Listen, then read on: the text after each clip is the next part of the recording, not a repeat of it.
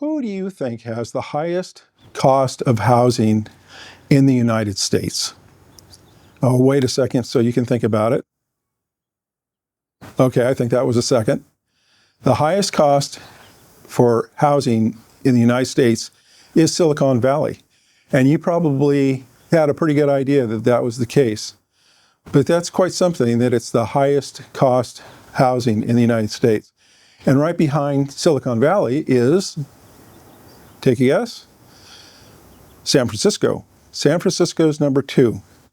So we're beating out Manhattan, New York, of course, because we're in number 1, but a lot of people might have thought it was Manhattan.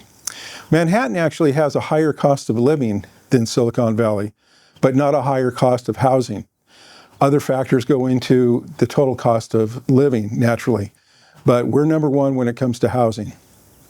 I don't know if that's a good thing or a bad thing, but in any event, we're living in an expensive area. We already know that, so we can now move on to the next part. What I'm going to talk about is that do you remember when you were younger, when you first maybe got out of college, or you just moved to this area and you were pursuing a new job, and you looked at housing and you went, oh my gosh, this is really expensive.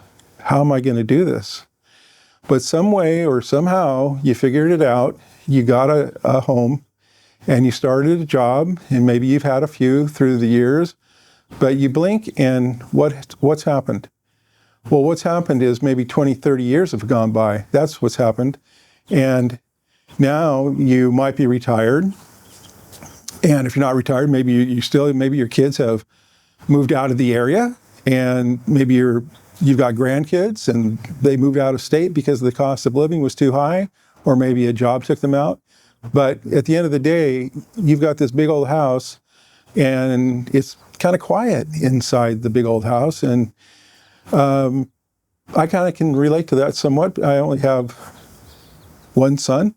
He's going to Berkeley, and so it's pretty quiet in our house. We got a big house, and it's pretty quiet. So I can relate to what you might be going through and what you might be thinking.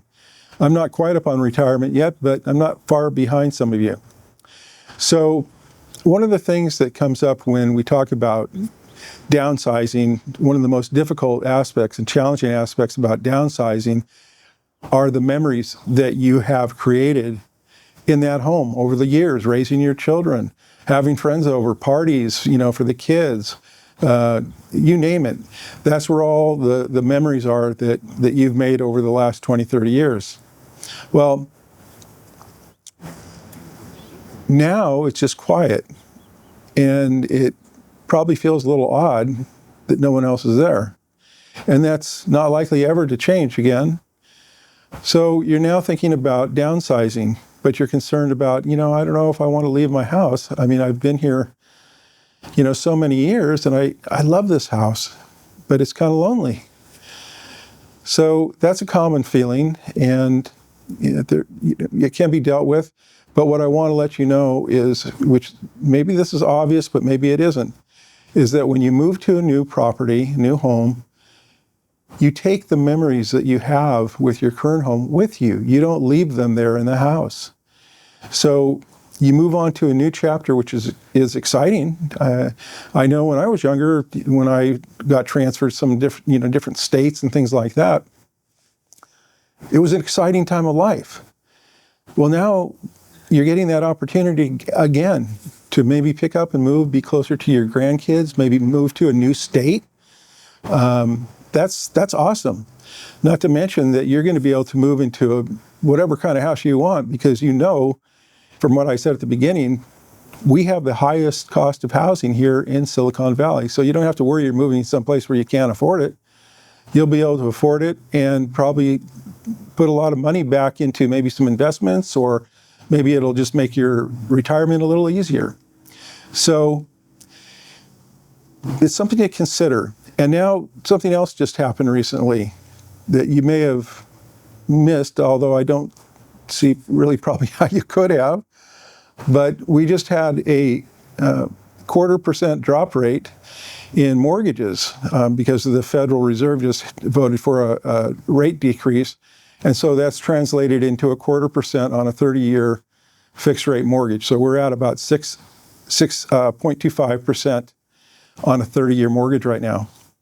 And before that, buyers were not coming out to buy. So you could have put your house on the market earlier in the summer and nothing may have happened. But now is a great time. Now is a great time because the buyers are coming back.